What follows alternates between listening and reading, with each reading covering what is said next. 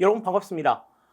하재누리 행정학 기출문제풀이 이 시간에는 지난 9월 20일에 실시되었던 2025년 7급 국가공무원 2차 시험 출제 문제를 가지고 여러분들을 만나겠습니다. 시험 보신 여러분들 너무 수고 많이 하셨고 또 의외로 또 되게 좀 긴장하는 친구들이 많았었던 걸 좀 개인적으로는 경험을 했었는데 그 기대에 그렇게 좀 미치지 못하는 그런 평이한 문제들이 출제가 되었어요. 하지만 7급 시험을 본다고 했을 때는 그렇게 쉬운 문제는 아니었던 9급 준비했던 친구들이 7급을 봤을 때는 이런 문제도 나오는구나 라는 생각을 조금 다소 할 수 있었던 문제들이 몇 문제 눈에 보였고요. 하지만 정말 그 내용의 어떤 기본적인 개념을 확실하게 알고 있었다고 하면 내용을 완전히 전체적으로 모른다고는 하더라도 답을 찾기는 상당히 쉬웠을 그런 문제들로 구성이 되어 있었습니다. 이 시간에 이제 그 문제들 같이 생각을 해보기로 할게요. 지금 이제 국가공무원 시험 같은 경우에는 7급 문제는 이제 25문제가 출제가 되죠. 그래서 내년부터 이제 9급 시험도 이제 25문제가 출제가 되기 시작하는데 그런 부분에 있어서 어느 정도의 좀 시사점을 제공해 줄 수 있는 그런 문제가 아니었나 이런 생각을 가져봅니다.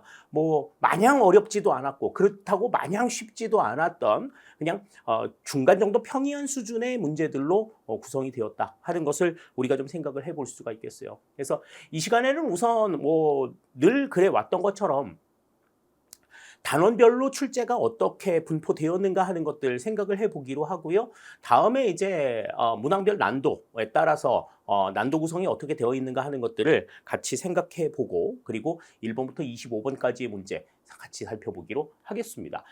자, 우선 최근 3개년간 영역별 출제 문항 분석해 봅니다. 자, 지난 2024년도 시험에는 조직 이론을 제외하고서는 전체적으로 문제가 좀 평이하게 출제가 된 측면들이 좀 보여줬었어요. 그래서 문제의 이 그 단원별 편차가 조금 상당히 좀 크다라고 하는 것이 이제 특징이었고 특히 이제 조직 이론에 대한 비중이 상대적으로 낮았던 걸 좀 특징으로 볼 수 있었는데 이번 2025년도 문제에서는 이제 재무행정론이 그 역할을 좀 다시 담아옵니다. 그래서 재무행정론의 출제 비중이 2문제밖에 되지 않았다 하는 것이 조금 예년에 비해서 좀 차이라고 볼 수가 있겠어요. 그리고 매년마다 2023년, 2024년, 2025년을 거쳐오면서 재무행정론의 출제 비중이 점점 줄어들고 있다는 것도 하나의 특징으로 지금 생각이 될 수가 있겠습니다.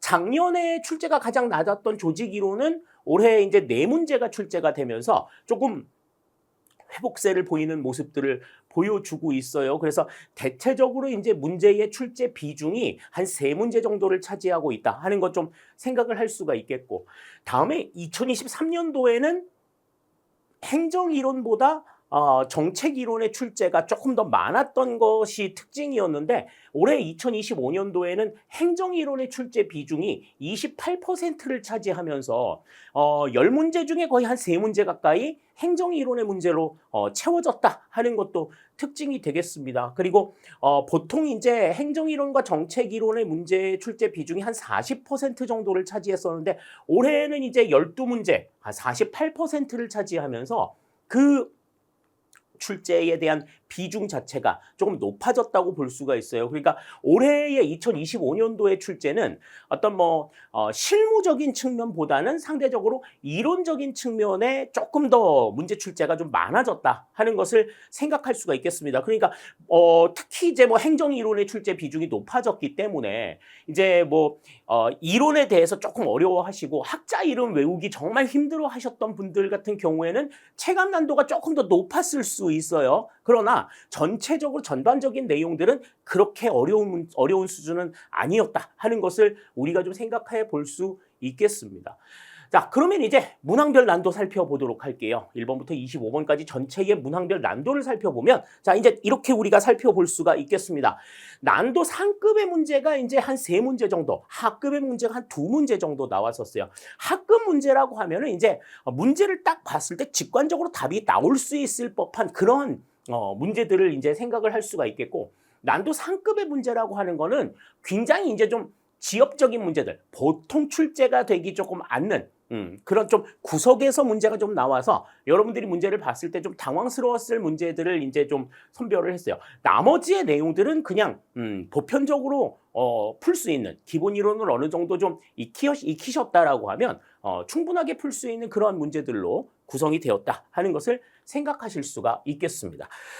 자, 그러면 이제 우리 1번부터 25번까지의 문제들을 하나하나 좀 생각을 해보기로 할게요. 어떤 문제들이 여러분들을 괴롭혀 왔는지, 또 지문 하나하나의 내용들을 좀 잘 생각해보자라고 말씀을 드렸었죠. 우리가 문제 풀면서도 그런 말씀을 계속 드렸고, 정답이면 왜 정답인지, 정답이 아니면 왜 정답이 아닌지를 분명하게 체크하고 넘어가자라고 말씀을 드렸었는데, 이제 그 부분들을 얼마나 꼼꼼하게 잘 챙겼느냐 하는 것도 이번 시험에서는 중요한 키포인트가 될 수 있을 거라는 생각이 듭니다. 그런 점들 잘 생각해 보시면서 문제 살펴보도록 하시죠. 1번부터 살펴봅니다. 자, 정부 실패 원인 중 하나인 X 비효율성에 해당하는 것은 그랬습니다. 자, X 비효율성이라고 하는 거는 뭐였어요? X 비효율성. 독점으로 인한 비효율성을 우리가 이야기한다. 그죠? X 비효율성 그러면 이거는 독점으로 인한 비효율성이다. 따라서 이 독점의 구조를 깰 수 있는 상황이라고 하면 어떤 것이든지 들어올 수 있는 이런 상황이어서 민영화든지 정부 보조 삭감, 정부 규제 완화라고 하는 정부의 대응 방안을 전부 다 사용할 수 있는 그러한 정부 실패의 요인이다라고 이야기를 했었는데요. 자, 그러면 거기에 해당이 되는 것을 좀 살펴보죠. 1번부터 봅니다. 조직의 비공식적 목표가 공식적 목표를 대체하는 현상을 의미한다. 그러니까 조직의 공식적 목표라고 하는 거는 정부에서는 이제 공익을 추구하는 게 되겠죠. 그런데 이제 비공식적 목표라는 건 어떤 거야? 비공식적 목표라는 건 뭐 부서의 성과 향상, 뭐 개인의 어떤 뭐 이익의 추구 뭐 이런 것들이 생각이 될 수가 있겠지. 그러니까 조직의 성과 향상이나 개인의 어떤 이익 추구가 공익을 대체하는 현상, 이걸 우리는 이제 뭐라고 얘기했었어요? 이걸 우리는 정부 실패 요인 가운데서 내부성이라고 이야기했었습니다. 그죠? 내부성. 공익과 개인 이익 간의 충돌. 이것을 이제 의미한다. 이 1번은 아닌 거죠. 다음 2번. 공공 서비스의 편익 향유와 비용 부담 주체의 분리로 나타나는 현상을 의미한다. 편익 향유와 비용 부담 주체가 분리가 되었다. 우리가 이거는 이제 뭐라고 얘기했어요? 그 표에서는 이야기가 나오지 않았지만 이거는 비용과 편익의 분리 또는 절연 이렇게 우리가 설명을 드렸었죠. 그래서 혜택을 받는 주체와 비용을 부담하는 주체가 분리가 되어가지고 나타나는 정부의 실패 이 상황을 이야기하는 거다. 2번도 해당이 안 된다. 이렇게 볼 수 있습니다. 다음 3번. 조직이 내부 특성으로 인해 최소 비용에 의한 이윤 극대화라는 효율성을 달성하지 못하는 상태를 의미한다. 내 조직이 내부의 특성으로 인해 가지고 효율성을 달성하지 못하는 상태. 이걸 이제 우리는 X 비효율성이라고 이야기를 하는 거죠. 그러니까 그 내부 특성이 뭐예요? 독점 구조인 거다. 이렇게 우리가 볼 수 있는 거죠. 3번 맞는 이야기가 됐고. 다음 4번. 정부 개입에 의해 발생하는 인위적 지대를 획득하기 위해 지대 획득과 관련된 이야기가 나왔어요. 그래서 자원을 낭비하는 현상. 이거는 우리가 이제 지대 추구 현상이라고 너무나도 많이 봤었죠. 공공선택 이론의 근거 이론으로도 제시가 되었던 지대 추구 현상. 이런 것들도 이제 정부 실패를 야기하는 이러한 내용들이다. 이렇게 볼 수가 있겠습니다. 따라서 1번에서는 지금 여기서는 3번이 정답이 된다. 그러니까 4번 같은 게 지대 추구 현상 같은 경우에는 이제 우리가 직접적으로 정부 실패의 원인으로 이제 이야기하지는 않았었어요. 뭐 파생적 외부 효과라든지 권력의 편제 뭐 이런 것들이 이제 정부 실패에 나왔었는데 지금 지대 추구 현상 같은 경우에는 사실 정부 실패 원인이라고 우리가 익히지도 않았었던 부분들이잖아요. 1번의 정답은 3번이 되는 것을 너무나도 좀 간단하게 생각할 수 있는 그런 문제가 되겠습니다. 자, 1번 살펴봤고요. 자, 다음 2번입니다. 자, 준정부 기관에 대한 설명으로 옳지 않은 것은 그랬습니다. 자, 공공기관과 관련된 문제가 나왔을 때에는 우리가 시장형 공기업, 준시장형 공기업, 그리고 기금관리형 준정부 기관 정도는 기억을 좀 해두자라고 이야기를 했었는데, 지금 이번에 이 문제 같은 경우에 다소 조금 그 범위를 벗어난 그런 형태의 문제가 좀 나왔어요. 그 준정부 기관에 대한 설명으로 옳지 않은 것을 골라라 그랬습니다. 자, 1번부터 볼게요. 시장성과 기업성이 강한 업무를 수행함으로써 정부에 재정적으로 의존하지 않는다 그랬는데, 지금 이 준정부 기관 같은 경우는 시장성과 기업성이 강한 업무를 수행하는 것을 특징으로 합니다. 그래서 이제 뭘로 구분이 돼요? 기금관리형 준정부 기관과 위탁집행형 준정부 기관으로 구성이 되죠. 자, 그래서 이 준정부 기관은 재정의 상태를 볼 때에는 자체 수입을 기본으로 하고 또 정부의 재정 지원도 받습니다. 따라서 정부에 재정적으로 의존하지 않는다라고 하는 이 내용은 지금 틀린 내용이 되는 거야. 앞의 내용은 맞지만 이 준정부 기관은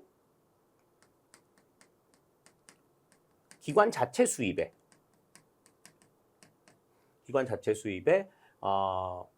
정부 재정을, 정부 지원을 같이 받는다. 그러니까 재정적으로 정부에 재정적으로 의존하지 않는다라고 하는 뒤의 내용이 지금 틀린 내용이 되는 거예요. 1번은 옳지 않은 내용이 된다. 이렇게 볼 수 있겠습니다. 자, 다음 2번. 공무원 연금공단, 한국연구재단, 국립생태원 등이 있다. 그랬는데, 자, 우리 준정부 기관은 기금관리형 준정부 기관과 위탁집행형 준정부 기관으로 구성이 되어 있었어요. 그래서 공무원 연금공단 같은 경우는 연금을 담당하고 있어요. 기금관리형 준정부 기관에 해당이 됩니다. 다음, 한국연구재단과 국립생태원은 위탁집행형 준정부 기관에 해당이 된다. 이렇게 이제 볼 수가 있어요. 우리 이제 2025년도 공공기관 지정 현황을 우리가 이제 살펴봤을 때에 대한석탄공사가 이제 준정부 기관에서 기타 공공기관으로 전환이 된 것을 특징으로 우리가 생각을 했었는데, 대한석탄공사에 대한 이야기는 나오지가 않았었습니다. 예, 아무튼 이 세 개의 기관 모두 준정부 기관에 해당이 된다. 2번 맞는 내용이 되겠고요. 다음, 준정부 기관의 장은 임원추천위원회가 복수로 추천한 사람 중에서 주무기관의 장이 임명하지만, 대통령령으로 정하는 기관의 장은 주무기관의 장의 제청으로 대통령이 임명한다. 그러니까 대통령령으로 정하는 기관, 대통령이 임명하고 그 이외의 기관들은 전부 다 주무기관의 장이 임명을 한다. 3번도 맞는 이야기가 되겠어요. 다음 4번. 정부 조직이 아니면서 정부로부터 권한을 위임받아 정부가 수행해야 할 공공 서비스를 전달한다. 그런데 이 문제 자체를 NGO하고 헷갈린 사람들이 있어요. 애석하기가 짝이 없는데, 자, 정부 조직이 아니면서 정부의 역할을 한다. 그것 때문에 이제 NGO라고 생각해가지고 4번이 맞다, 이렇게 4번이 정답이다 이렇게 쓴 사람들 맞았을 것 같은데, 여기에서의 핵심은 이 내용입니다. 정부로부터 권한을 위임받아서 정부가 수행해야 할 공공 서비스를 전달하는 기관, 이거는 이제 준정부 기관이 되는 거고, NGO 단체 같은 경우에는 정부로부터 권한을 위임받지 않아요. 위임받았느냐 안 했느냐에 상관없이 그냥 본인들의 뜻에 의해가지고 자발적으로 정부가 해야 될 일을 돕는 기구다. 그렇기 때문에 4번의 내용을 NGO로 보는 것은 맞지가 않다. 이렇게 이제 볼 수 있는 거죠. 따라서 2, 3, 4번은 다 맞는 내용이 되겠고 1번이 틀린 내용이 된다. 이렇게 우리 생각할 수 있겠습니다. 자, 다음 3번입니다. NGO에 대한 설명으로 옳지 않은 것은 그랬어요. 그러니까 앞에 문제에서 이제 NGO다라고 생각을 했던 4번이 NGO라고 생각했던 사람은 이제 3번 문제를 보고 되게 당황하셨을 거야. NGO가 또 나왔어. 이렇게 생각했을 수 있는데, 자, 이 문제는 조금 난도가 좀 높은 문제예요. 우리가 이제 통상적으로 알고 있던 내용들 좀 밖의 범위의 내용들이 나와 있었습니다. 하지만 우리가 모르는 문제가 나왔을 때는 어떻게 하라 그랬어요? 아는 내용들을 중심으로 해가지고 정리를 하고, 아는 내용이 모르는 내용이 나왔다. 그러면 일단 제껴놓고 나머지 3개 중에서 틀린 것이 확실하게 틀린 게 있는지. 만약에 3개 중에서 틀린 게 없다. 그러면 모르는 게 답이 된다. 이렇게 이제 설명을 드렸었잖아요. 자, 그럼 1번부터 볼게요. 공공의 이익을 추구하기 위해 자발적으로 조직되고 운영된다. 앞에서도 설명드렸어요. 맞는 이야기가 되죠? 다음 2번. 정부가 각종 사회 문제를 해결하지 못하고 시민의 욕구를 충족시키지 못하는 한계를 보완하기 위해 등장하였다. 그러니까 정부 실패의 교정을 목적으로 해가지고 등장한 거다. 2번도 맞는 내용이 되겠습니다. 다음 3번. 서비스형 NGO는 국민 권익을 보호하는 역할을 담당하고 주창형 NGO는 사회적 약자를 위한 복지 혜택을 제공하는 역할을 한다. 그런데 자, 이거는 조금 난도가 높죠. 이게 뭔지 요거는 잘 모른다 치고. 자, 4번 볼게요. 시민의 참여를 통해 구성되기 때문에 자치성을 특징으로 한다. 셀프 거버닝을 특징으로 한다 하는 거는 NGO의 가장 대표적인 특징이라고 볼 수가 있어요. 자발적으로 조직되고 운영이 된다 그랬기 때문에 자치성을 특징으로 한다 하는 거 생각할 수가 있죠. 4번 맞는 내용이 되겠습니다. 그러니까 지금 여기에서는 뭐가 정답이 되는 거야? 3번이 틀린 내용, 옳지 않은 내용이 되는 거예요. 뭔지는 모르겠지만 자, 우리가 NGO를 구성할 때, NGO를 구분할 때 서비스형 NGO와 주창형 NGO 두 가지를 이야기합니다. 서비스형 NGO는 말 그대로 국민들에게 어떠한 혜택을 주는 서비스를 제공하는 역할을 담당하는 곳이에요. 그러니까 뭐 의료 서비스를 제공한다든지 무슨 복지 서비스를 제공한다든지 뭐 이런 것들이 이제 서비스형 NGO에 해당이 되는 거고, 주창형 NGO라고 하는 것은 자, 여러 가지 내용들을 주창하는 거야. 국민들은 이러한 것을 얻을 권리가 있다. 이러한 것을 누릴 자유가 있다. 이런 것들을 계속해서 주장함으로써 정부가 그러한 행동들을 할 수 있도록, 그러한 서비스를 제공할 수 있도록 목소리를 높이는 이 같은 기관이 이제 주창형 NGO거든요. 그러니까 서비스형 NGO 같은 경우에는 사회적 약자를 위한 복지 혜택을 제공하는 게 특징이 되겠고, 주창형 NGO는 국민 권익을 보호하는 역할을 담당한다. 이렇게 보시면 되겠어요. 그래서 지금 3번에서는 서비스형 NGO와 주창형 NGO가 서로 바뀌어 있어야 맞는 이야기가 된다. 따라서 3번에서는 3번이 틀린 내용이다. 이렇게 이제 볼 수가 있겠어요.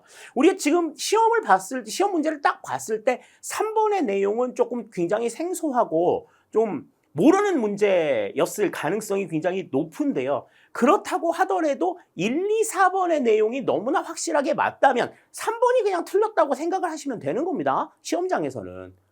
그렇게 보셔야 된다는 거죠. 공부를 하는 입장에서는 이게 왜 아닌가를 알아야 될 필요는 있겠지만 시험장에 가서는 그냥 아닌 것만 고르면 되는 거예요. 정답인 것만 골라내면 되는 거기 때문에 3번에서 3번을 찾는 것은 그렇게 좀 꼼꼼하게만 생각을 해보셨으면, 답이 왜 답이고 답이 아니면 왜 아닌지를 분명하게 구분을 하실 수만 있었으면 3번을 답으로 찾는 데는 어려움이 없었으리라는 생각이 들어요. 왜냐하면 1, 2, 4번이 너무나도 맞는 이야기였기 때문이죠. 3번의 정답 3번이 되겠습니다. 다음 4번입니다. 순환보직에 대한 설명으로 옳지 않은 것은 그랬습니다. 사실 이 순환보직이라고 하는 것은 공식 명칭은 아니에요.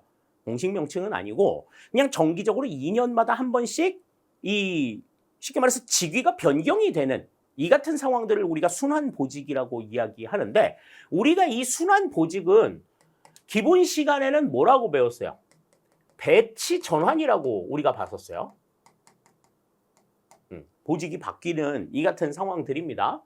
그래서 자, 그럼 배치 전환에 대한 설명으로 옳지 않은 것을 골라라. 이걸 이제 생각을 해보셔야 되는 거죠. 1번부터 봅니다. 배치 전환이라고도 하며, 그렇죠? 외부 임용 중 하나이다. 그랬는데 우리가 이제 임용의 종류를 이야기할 때 외부 임용과 내부 임용을 구분하면서 외부 임용의 경우에는 뭐가 하나 있다 그랬어? 신규 채용 하나가 외부 임용이다. 그냥 그렇게 설명을 드렸었죠. 배치 전환은 뭐예요? 외부 임용이 아니라 내부 임용에 해당이 됩니다. 내부 임용도 수직 임용과 수평 임용이 있었잖아요. 그죠? 그러니까 수직 이동과 수평 이동 가운데서 배치 전환 같은 경우에는 등급은 바뀌지 않고 직급이 바뀌는 수평 이동에 해당이 된다. 이렇게 우리 볼 수가 있겠습니다. 1번 바로 틀린 내용이 되겠어요. 다음 2번. 기관이 수행하는 다양한 업무에 대한 이해를 가능하게 한다 그랬습니다. 그러니까 여러 기관에서 일을 하면서 각 기관에서 어떤 입장에서 일을 하는가에 대해서 분명하게 좀 알 수 있는, 그래서 나중에 어떤 업무에 대한 어떤 협의라든지 이런 것들을 할 때 상대 조직에 대한 이해가 조금 더 높아질 수 있는 그러한 기회가 된다 그랬어요. 2번 맞는 내용이 되겠고. 다음, 특정 분야에서 전문성 축적을 어렵게 한다. 이거는 이제 순환보직이 가지고 있는 문제점이죠. 그래서 어느 한 부서에 배치가 돼가지고 일할 만하면 다른 곳으로 가고 또 거기 가가지고 일할 만하면 다른 곳으로 가는 이러한 상황들이 생기기 때문에 여러 가지 다양한 종류의 일들을 할 수는 있겠지만 한 가지 업무에 깊이가 생기지는 않는다. 이게 이제 문제라고 얘기를 했었어요. 따라서 3번 맞는 이야기가 되겠고. 다음, 조직 단위에서 새로운 아이디어의 유입을 기대할 수 있다. 다른 곳에서 일했던 경험을 바탕으로 해가지고 이곳에다가 아이디어를 줄 수 있는 상황들도 순환보직을 통해서 기대할 수 있는 내용이라고 볼 수가 있겠죠. 따라서 4번의 정답은 여기선 1번이 되는 것 우리가 알 수가 있겠습니다. 그러니까 이렇게 의외의 상황에서 딱 그 함정이 딱 등장하는 이러한 모습들이 7급 시험 문제의 특징이라고도 말씀을 드렸었어요. 그 부분들 조심하셨으면 틀리지 않았을 그런 문제가 아니었나 생각이 됩니다. 4번 살펴봤고요.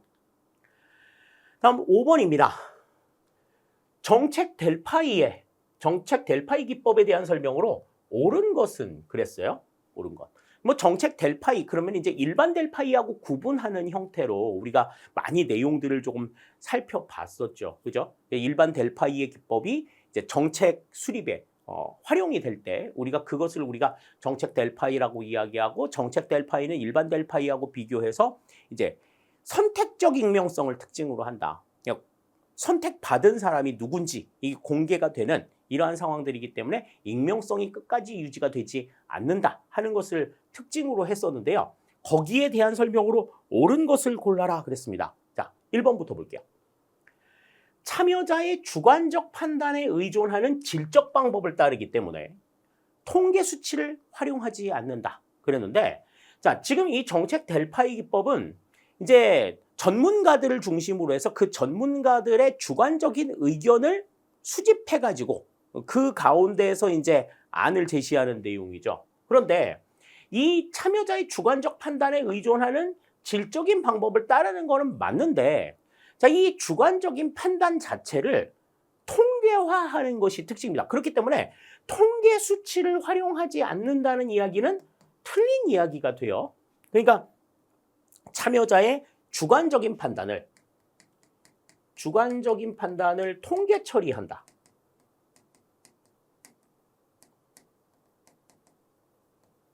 이것이 이제 정책 델파이의 특징이라고 생각할 수가 있겠습니다. 따라서 1번은 지금 틀린 이야기가 되는 거예요.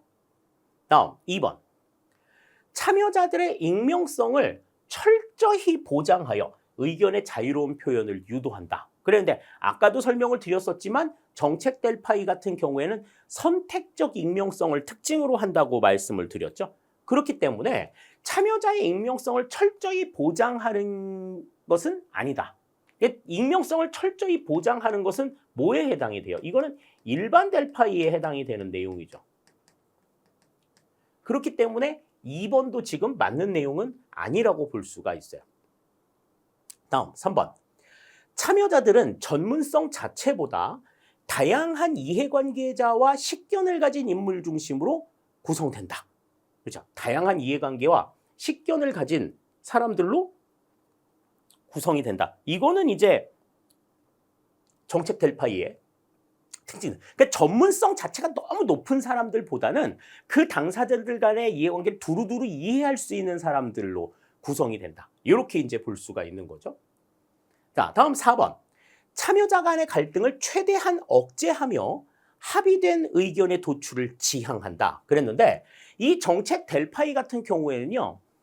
다양한 어떤 의견들을 좀 듣기 위해서 의도적으로 갈등을 조장하기도 합니다. 싸움을 걸어. 그래서 이 참여자 간의 갈등을 유도하기도 한다. 유도하며, 자, 이렇게 해서 어떻게 해요? 창의성이 있는 의견, 합의된 창의적 의견의 도출을 지향한다. 이렇게 봐야 맞는 이야기가 되는 거예요. 따라서 5번의 정답은 5번은 5번이야. 5번, 4번도 지금 틀린 내용이 되는 거다. 따라서 옳은 것을 골라라라고 하면은 5번에서는 여기서는 3번이 정답이 되는 것 우리가 생각을 할 수가 있겠습니다. 자, 5번 살펴볼게요. 자, 다음 6번입니다. 행태론적 접근 방법에 대한 설명으로 옳지 않은 것은 그랬습니다. 우리가 이제 기본 이론을 정리하면서 행태론적 접근 방법과 신행정학이 어떻게 차이가 나느냐 하는 것들을 좀 설명을 드렸었잖아요. 그런 차원의 지금 문제가 지금 6번에 지금 나왔어요. 자, 행태론적 접근 방법. 인간의 행태는 관찰이 가능하다. 행정은 그래서 관찰 가능한 행태로 나타난다라고 보는 관점이어서 이 행정의 이론들을 좀 과학적으로 검증하자라고 하는 것을 주장했던 게 바로 행태론적 접근 방법인데 1번부터 봅니다. 사회 현상에 대한 분석도 자연과학과 마찬가지로 엄밀한 과학적 연구가 가능하다고 본다. 행정이 그렇다 하는 측면을 강조한 거잖아요. 1번 맞는 이야기. 다음 2번. 자료의 계량적 분석을 특징으로 한다. 양적인 분석을 가능하게 하는, 그러니까 투입과 산출에 대한 내용이 분명하게 나와야 한다 하는 것을 강조한 내용입니다. 2번도 맞는 내용이 되겠고. 다음 3번. 행태의 규칙성, 상관성 및 인과성을 경험적으로 입증하고 설명할 수 있다고 본다. 그래서 우리가 나타나고 있는 사실과 그 행태 간의 관계들을 보자고 봤던 거죠. 3번도 맞는 내용입니다. 다음 4번. 가치와 사실의 분리를 통해 급박한 정책 문제 해결을 위한 역할을 하고 학문의 실천적 성격을 회복하였다. 급박한 정책 문제 해결과 학문의 실천적인 성격을 강조한. 여기에서는 우리가 이제 가치와 사실의 분리라는 이야기만 나오면 그냥 이거는 행태론이야 이렇게 그냥 외우셨던 분들 같은 경우에는 이 4번이 어떻게 해서 잘못됐는지를 알기가 좀 어려운 거죠. 문제를 해결하고 학문의 실천적인 성격을 강조했다 하는 것은 뭐의 특징이었어? 이거는 신행정학의 특징이다. 이렇게 말씀을 드렸잖아요. 자, 그럼 이건 뭐냐는 거야. 가치와 사실의 분리. 이거는 우리가 이제 행태의 근원 자체를 사실과 가치로 구분을 하고, 그죠? 행태에 영향을 미치는 요인을 사실과 가치로 구분을 하고 이 사실에 근거해가지고 연구를 한 것이 행태주의였고 가치에 근거한 것이 신행정학이라고 말씀을 드렸죠. 그래서 행태주의 같은 경우에는 이제 논리적으로 실증을 하자. 행정에 대한 논리 실증을 강조했고 다음에 이 신행정학에서는 문제 해결을 강조했다. 그 문제 해결을 위해서 공무원들의 좀 적극적인 움직임 이런 것들을 강조한 것을 특징으로 볼 수가 있겠죠. 따라서 둘 다 신행정학도 그렇고 행태주의도 그렇고 가치와 사실 두 가지의 분리된 상황을 기반으로 하고 있다 하는 것을 우리가 이해할 수 있어야 되겠습니다. 따라서 6번에서는 여기서는 4번이 틀린 내용이 되는 것 알 수가 있겠어요. 정답 4번이 되겠습니다. 다음 7번입니다. 우리나라 중앙정부 고위공무원 역량평가에 대한 설명으로 옳지 않은 것은 그랬습니다. 자, 여기에서 이제 우리가 좀 중점적으로 봐둬야 될 건 바로 역량평가예요. 역량평가. 뭐 여러 가지 평가들을 합니다. 뭐 근무 성적 평가도 하고 뭐 여러 가지 평가들을 하는데 이 가운데서 인간과 관련된 역량평가 같은 경우에는 업무의 수행 가능성을 보는 거죠.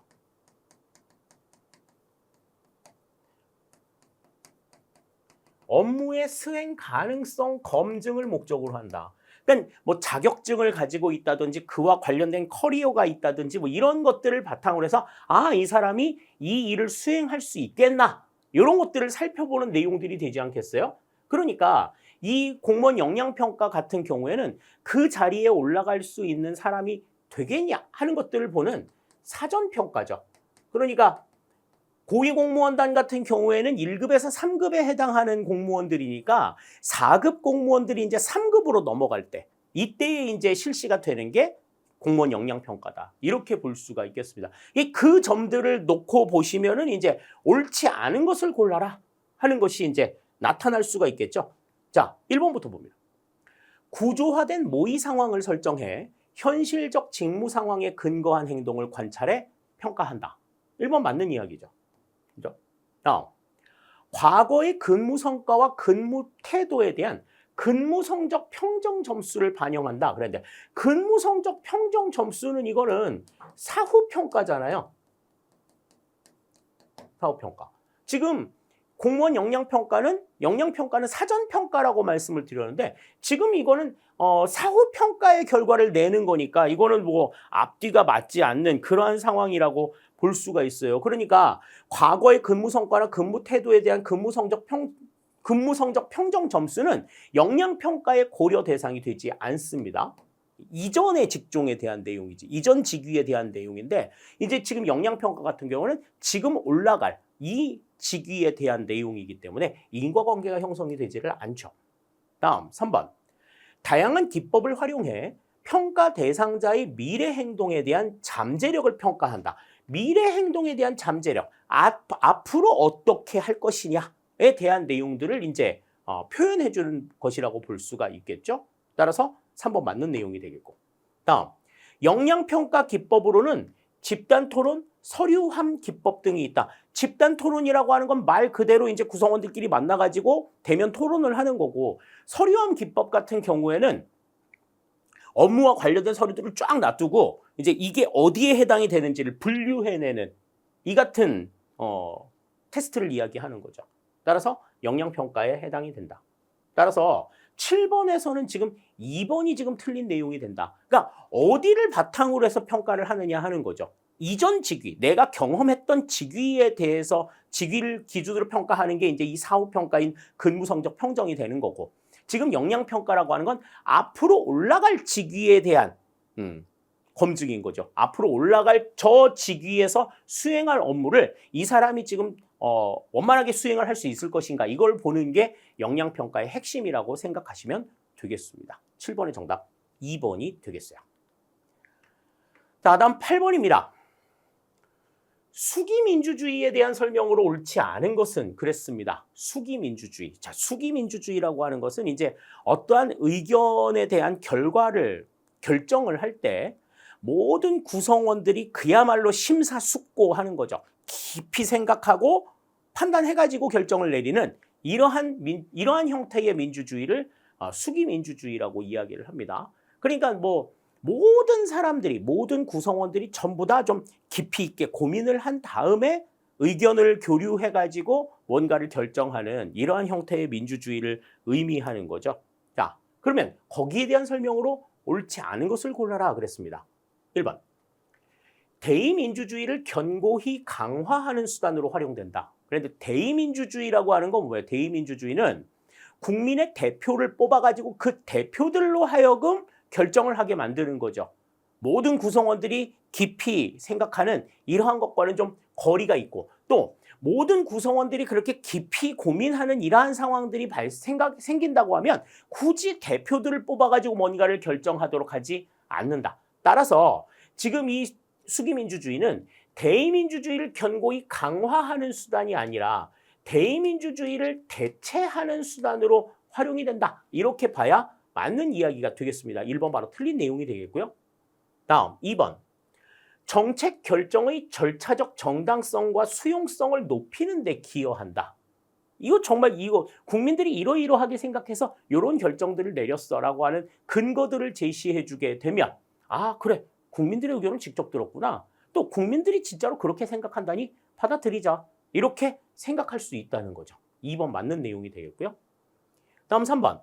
수기민주주의를 구체화하는 방법으로 공론조사, 합의회의, 시민배심원제 등이 있다. 공론이 어떻게, 여러 여론들이 어떠하는지, 또 합의회의를 한다든지, 배심원제 같은 경우에는 여러 사람들의 생각을 전부 다 모아서 결정을 이루고자 하는 하나의 제도라고 볼 수가 있겠죠. 3번도 맞는 내용이 되겠습니다. 다음 4번.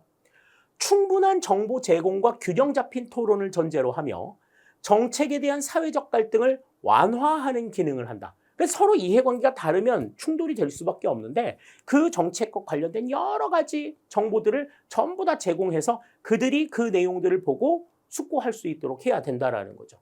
따라서 4번 맞는 이야기가 되겠어요. 그래서 8번에서는 여기서는 1번이 지금 틀린 내용이 되는 것 알 수가 있겠습니다. 2, 3, 4번에 대한 내용들은 전부 다 맞는 내용들이 되겠고 일단 수기민주주의라고 하는 것은 의사를 결정하는 데 있어서 구성원들 모두의 생각을 전부 다 모으는 또 구성원들도 그 문제에 대해서 굉장히 좀 깊이 고민하고 자신들의 생각을 이야기할 수 있는 그러한 장이 마련이 된 형태의 의사결정 이런 것을 특징으로 한다 이렇게 생각하시면 되겠습니다. 자, 다음 9번입니다. 에두크라시의 특성으로 옳지 않은 것은 그랬어요. 자, 에두크라시 그러면 우리 뭐라고 기억하자라고 얘기했었지? 우리가 이걸 탈관료제라고 기억하자. 이렇게 우리 이야기했었습니다. 자, 탈관료제. 그러니까 관료제처럼 어떤 틀에 박힌 이러한 결정 이거는 특징이 되지 않는다 이렇게 볼 수가 있겠죠. 옳지 않은 것을 고르라고 얘기했네요. 1번부터 봅니다. 형식주의나 공식성에 얽매이지 않는다. 이거는 뭐 관료제를 벗어나자는 이야기이기 때문에 에두크라시의 특징이라고 볼 수가 있어요. 1번 맞는 이야기가 되겠고요. 다음 2번. 수평적 분화가 낮고 수직적 분화가 높다. 그랬는데 에두크라시 같은 경우에는 어때요? 에두크라시 같은 경우에는 다양한 형태의 방법들이 있는 거지. 그러니까 반대로 수평적인 분화가 높고 수직적인 분화가 낮은 이 같은 특징들을 가지고 있다. 여기서는 지금 수평적 분화와 수직적 분화가 바뀌어 있어야 된다. 우리 그 수평적 분화는 뭐라 그랬죠? 수평적 분화는 다양성이라고 얘기했었죠. 과업의 다양성을 이야기한다 그랬고 다음에 수직적 분화라고 하는 것은 계층 정도를 이야기한다. 이것을 얘기했었잖아요. 그러니까 에두크라시 같은 관료제를 벗어나자 하는 조직은 이제 저층 조직을, 저층 구조를 특징으로 하기 때문에 수직적 분화는 상대적으로 낮을 수밖에 없고요. 여러 가지 일들을 한다는 점에 있어서 수평적 분화가 높다. 이렇게 볼 수가 있겠습니다. 2번은 지금 뒤집힌 내용이 되겠네요. 다음 3번. 업무 수행 상황에 대한 탄력적 대응을 강조하기 때문에 규칙을 최소화한다. 규칙을 최소화해. 그러니까 뭐 형식주의나 뭐 이런 그런 법문 용례 같은 거 없고 그냥 절대적으로 지켜야 될 기본적인 내용들만 딱 규정해놓고 나머지는 너희들이 알아서 해. 이렇게 이제 얘기해주는 특징들을 보여준다 하는 거죠. 3번도 맞는 이야기. 다음 4번. 상황에 대한 신속한 대응을 강조하기 때문에 문제 해결의 전문성을 가진 사람이 참여한다. 그렇죠. 그러니까 누가 되든지 간에 문제 해결에 있어서 문제 해결을 할 수 있는 어떤 핵심 키를 가지고 있는 사람들이 참여해가지고 문제 해결을 이루어 나가는 것을 특징으로 한다. 따라서 9번에서는 지금 2번이 틀린 내용이 되는 것 생각을 할 수 있겠습니다. 다음 10번입니다.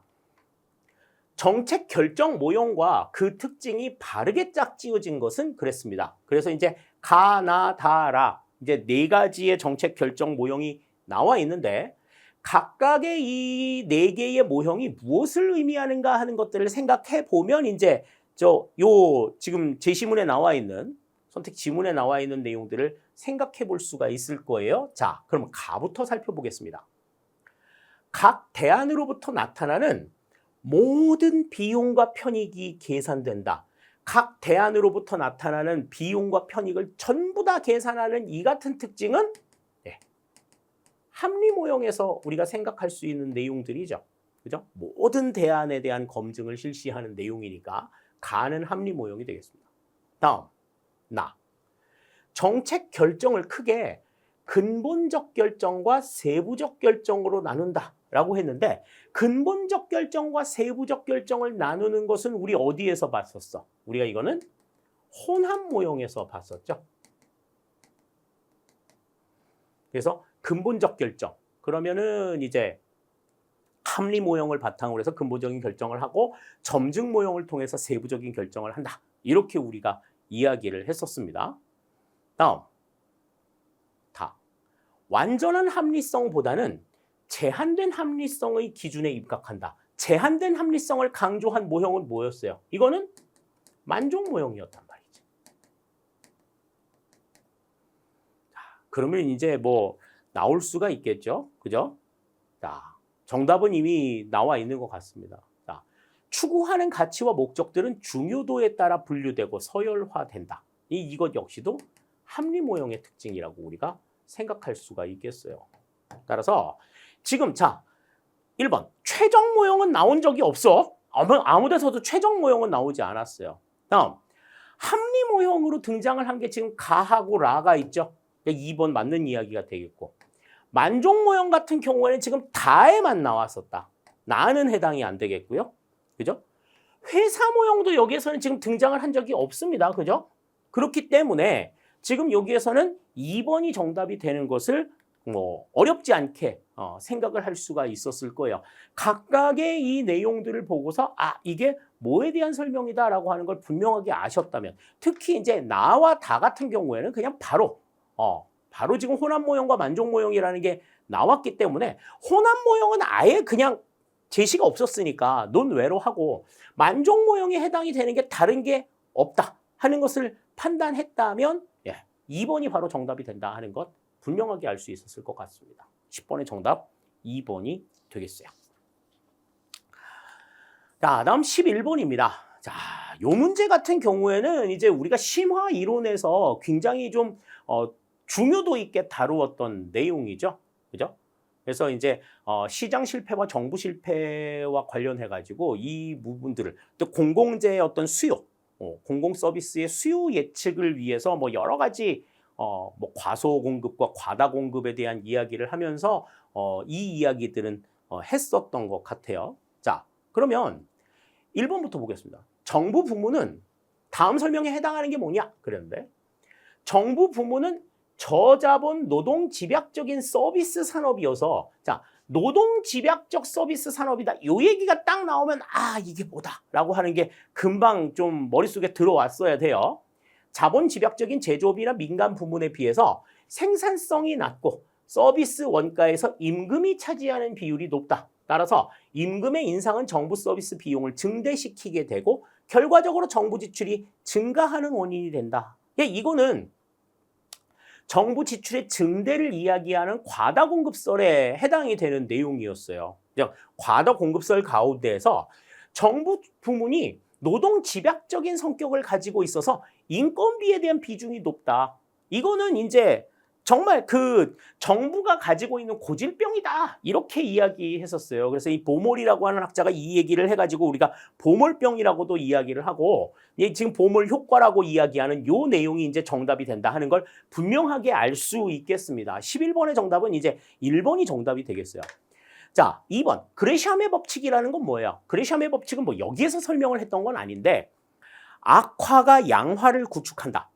이걸 이제 특징으로 하고 있죠. 그래서 안 좋은 어떤 내용들, 안 좋은 내용들이 있어서 그걸 이제 뜯어 고치려고 하는데, 안 좋은 것들을 뜯어 고치고 나면은 좋은 것들도 다 잃어버리는 상황들이 생겨서 이 좋은 것들 때문에 안 좋은 것을 그냥 내버려 둬야 하는 이러한 상황들을 우리가 일컬어서 그레샴의 법칙이라고 이야기를 한다. 2번은 지금 해당이 안 되겠고요. 다음. 바그너의 국가활동 증대 법칙. 우리 바그너의 법칙이라고 하는 건 뭐야? 바그너의 법칙이라고 하는 건 이 공공수요는 수요 탄력적이기 때문에 어떻다? 임금 수준이 높아지면 높아질수록 공공 서비스에 대한 기대도 높아진다. 정부 지출의 증대를 이야기하는 게 이제 국가활동 증대의 법칙이었고. 다음. 피코크와 와이즈만의 전위 효과라고 하는 거예요. 전위 효과라고 하는 거는 뭐였어요? 그러니까 뭐 국가 위기 상황이나 이런 데에서 그 위기 상황을 극복하기 위해서 자금을 투입하는 데 대해서는 굉장히 관대하다는 거야, 사람들이. 그래서 큰 일을 좀 메꾸기 위해서 돈을 쓰는 거에 대해서 일단 사람이 살고 보자 해가지고 그러고 뭐 돈을 왜 그렇게 함부로 헤프겠어? 이렇게 따지는 경우는 거의 없단 말이죠. 굉장히 관대하게 그 비용들을 좀 쓸 수 있도록 해가지고 큰 일들을 할 때는 쉽게 말해서 씀씀이가 좀 커지는 이러한 내용들을 설명하는 게 이제 전위 효과예요. 그리고 나서 이제 그 일이 끝나고 나면 다시 원래로 환원이 되어야 되는데 이게 환원이 되지 않는 이러한 상황들을 이제 대체 효과로도 설명을 하고 있었죠. 전부 다 이제 어떻게 되는 거야? 정부 지출의 증대를 설명하고 있는 내용들이다. 이렇게 볼 수 있습니다. 하지만 정부 부문이 노동집약적이기 때문에 생산성이 낮고 임금이 차지하는 비율이 높다라고 하는 것은 이제 이거는 보벌 효과에 대한 설명이 된다. 11번의 정답은 1번이 된다. 이렇게 볼 수 있겠어요. 다음 12번입니다. 위원회 조직에 대한 설명으로 옳지 않은 것은 그랬어요. 자, 위원회 조직 같은 경우에는 이제 합의제 조직이죠. 합의제 조직이라고 하는 것이 이제 대표적인 특징이 되겠습니다. 그래서 모두가 공동으로 합의해가지고 결정을 내는 이러한 형태의 조직을 위원회 조직이라고 이야기하는데 그 위원회 조직에 대한 설명으로 옳지 않은 것을 골라라 그랬습니다. 1번부터 볼게요. 위원의 임명 시기를 달리 함으로써 정책의 계속성을 확보할 수 있다. 그러니까 계속해서 이어져 왔던 사람들과 그 새롭게 임명된 사람들, 이러한 사람들이 이제 고루고루 있게 되면 정책의 계속성을 확보할 수 있다 하는 점 생각할 수가 있겠죠. 1번 맞는 내용이 되겠고, 다음 의사 결정에 다양한 사람이 참여한다는 점에서 신중한 결정을 내릴 수 있다. 여러 생각이 다른 사람들이 그 상황을 보고서 내는 의견들이 정말 다 다르면 나하고 생각이 다르네 저 사람은 이런 것들을 바탕으로 해서 신중하게 생각하고 결정을 내릴 수 있는 여지들이 생기는 거죠. 2번도 맞는 내용이 되겠고, 다음 3번 참여자들의 결정에 대한 책임성을 높인다. 결정에 대한 책임성. 참여자들은 공동으로 전부 다 결정에 참여했기 때문에 거기 그 결과에 대한 책임도 공동으로 지도록 하는 게 원칙인데 이 같은 상황들은 결정에 대한 책임을 좀 약화시키는 문제들을 가지고 온다. 그러니까 결정에 대한 책임성을 높인다고 보는 것은 잘못된 내용이죠. 그래서 왜 그런 얘기 했잖아. 공동 책임은 무책임이다. 여러 사람들이 같이 책임을 지자 하는 거는 어느 누구도 책임을 지지 않겠다. 이런 얘기하고 똑같다. 그러니까 이 참여자들의 결정에 대한 책임을 약화시킨다 하는 것을 특징으로 생각할 수가 있어요. 3번 그래서 틀린 내용이 되겠고, 다음 의사결정 과정에서 시간이 지연되어 비용이 소요된다. 그러니까 의사결정을 하는 데 있어 합의를 이루는 가운데 여러 사람들의 합의를 이루어 나가는 과정이 굉장히 오래 걸린다는 거죠. 여러 가지 다양하고 많은 의견들이 제시가 됨에 따라 그러하다. 이렇게 생각할 수 있겠습니다. 따라서 12번에서는 3번이 틀린 내용이 된다. 이렇게 우리 생각할 수 있겠네요. 그러니까 위원회 조직이 합의제의 성격을 가지고 있다 하는 점들을 생각했으면 이제 3번의 내용이 정답이다 하는 것도 어렵지 않게 생각을 할 수 있었을 거예요.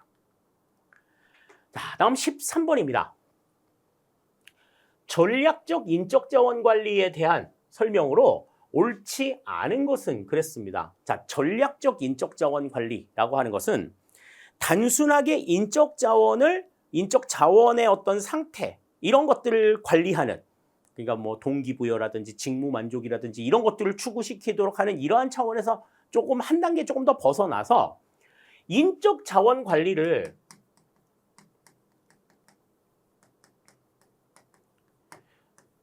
조직의 전략과 결부시키는, 그러니까 조직 전략에 부합이 되는 인적 자원 관리를 일컬어서 우리가 전략적 인적 자원 관리다 이렇게 이야기를 하는 거예요. 그냥 단순하게 인적 자원의 양이라든지 질이라든지 이런 것들을 생각하는 게 아니라 이 사람이 우리 조직과 어느 정도 부합이 되느냐. 그러니까 뭐 스펙 좋고 뭐 실력 좋고 뭐 이렇다고 해가지고 무조건 다 뽑는 게 아니라 이 사람이 우리 조직과 좀 잘 어울리는 사람인가. 이런 것들을 생각해서 이제 뽑을 사람은 뽑고 내보낼 사람은 내보내는 이런 상황들이 나타나는 거죠. 자, 거기에 대한 설명으로 옳지 않은 것을 고르래요. 1번부터 봅니다. 조직의 전략 및 성과와 인적 자원 관리 활동을 연계한다. 그렇죠? 1번 맞는 내용이 되겠습니다. 다음 2번. 목표 중심적이고 성과 중심적인 인력 관리를 추구한다. 그러니까 목표나 성과에 기여할 수만 있다고 하면은 어떤 사람이든 데리고 올 수 있다는 거지. 다음. 장기적 관점에서 조직의 전략 수립과 전략 달성을 가능하게 하는 인적 자본의 육성에 초점을 둔다. 조직의 전략 수립과 전략 달성을 가능하게 하는 인적 자본의 육성. 이게 이제 전략적 인적 자원 관리의 특징이라고 생각할 수가 있어요. 3번도 맞는 이야기가 되겠고요. 자, 그런데 직무만족, 동기부여, 조직 시민 행동 등 개인의 심리적 측면을 강조한다. 그러니까 구성원 자체의 심리 측면을 강조하는 내용은 이거는 조직의 전략과는 상관이 없는 단순한 인적 자원 관리에 해당이 되는 내용이기 때문에 이거는 조직 전략과는 무관한 인적 자원 관리이기 때문에 전략적 인적 자원 관리라고 보기는 어렵다. 이렇게 생각할 수가 있겠죠. 따라서 13번의 정답은 4번이 된다. 이렇게 우리 생각할 수 있겠습니다. 자, 다음 14번입니다. 공공선택 이론에 대한 설명으로 옳지 않은 것은 그랬어요. 자, 공공선택 이론, 공공선택론하고도 이제 공공선택론, 그러니까 시장 밖의 상황을 경제학적인 논리로 설명하자라고 하는 입장에서 이제 등장한 내용이었었잖아요. 거기에 대한 설명으로 옳지 않은 것을 골라라 그랬습니다. 1번부터 보죠. 신고전주의 경제학의 원리를 통해 정치 및 행정 현상을 설명한다. 그러니까 여기서 말하는 정치 및 행정 현상이라고 하는 것이 시장 바깥에서 일어나는 시장 외적 현상을 경제학의 원리를 동원해가지고 설명하자 하는 내용이잖아요. 1번 맞는 내용이 되겠습니다. 다음, 공공서비스를 생산하고 제공하는 데 있어 정부 관료제가 유일한 최선의 방법은 아니라는 입장이다. 이 얘기를 한 사람이 누구야? 이 사람이 오스트롬 부부잖아요. 그 오스트롬 교수가 처음으로 이 공공선택론을 행정학에 적용을 하면서 민주주의 행정의 패러다임이라고 하는 것을 이야기하면서 민간의 공공서비스 공급의 가능성, 이것을 이제 언급했단 말이지. 다음, 방법론적 개체주의 입장을 견지한다. 그렇죠? 공공선택 이론은 방법론적 개체주의, 각각의 개별적인 상황들, 그러니까 똑같은 행정의 상황들이 모든 사람들한테 똑같은 영향을 미치지는 않는다라고 하는 것을 강조하는 개념이죠. 1, 2, 3번은 지금 다 맞는 내용이 되겠습니다. 자, 그러면 4번 보시죠. 오스트롬은 관료가 소관 예산의 극대화를 추구한다고 주장한다. 그랬습니다. 관료가 소관 예산의 극대화를 추구한다. 이거는 뭐에 대한 이야기였어? 공공선택 이론 가운데서 니스카넨이 주장한 예산 극대화 이론이었죠. 이거는 오스트롬이 주장을 한 게 아니라 니스카넨이 주장한 내용이다. 관료들은 여러 가지 이유에 의해서 소속 부서의 예산을 극대화하려고 하는, 자기의 어떤 관료적인 어떤 권력을 극대화하기 위해서 소속 부서의 예산을 극대화한다. 이렇게 주장을 했단 말이지. 따라서 14번의 정답은 4번이 된다. 이렇게 우리 생각할 수 있겠습니다.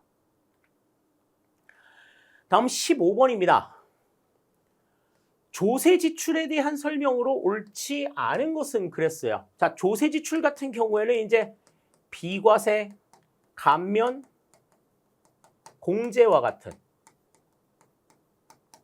정부의 어떤 간접 지원의 성격을 가지고 있는 세제 혜택을 이야기한다. 그렇게 말씀을 드렸었죠. 자, 거기에 대한 설명으로 옳지 않은 걸 고르래요. 1번부터 봅니다. 우리나라에서는 지출 항목별 평가 등을 통해 국회의 심의와 의결을 받고 있다. 그랬는데, 자, 국회의 심의와 의결을 받고 있는 거는 그냥 예산이잖아요. 그죠?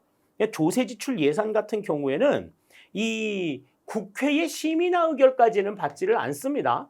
그러니까 조세 지출의 내역을 어떻게 정하겠다 하는 것은 그냥 세법상의 그냥 규정이기 때문에, 그러니까 이거는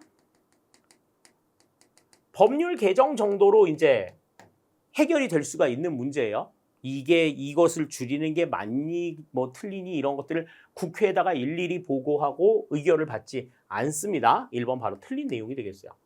다음 2번. 세법상의 비과세 감면 공제 등 다양한 형태로 이루어진다. 맞는 이야기죠. 다음 3번.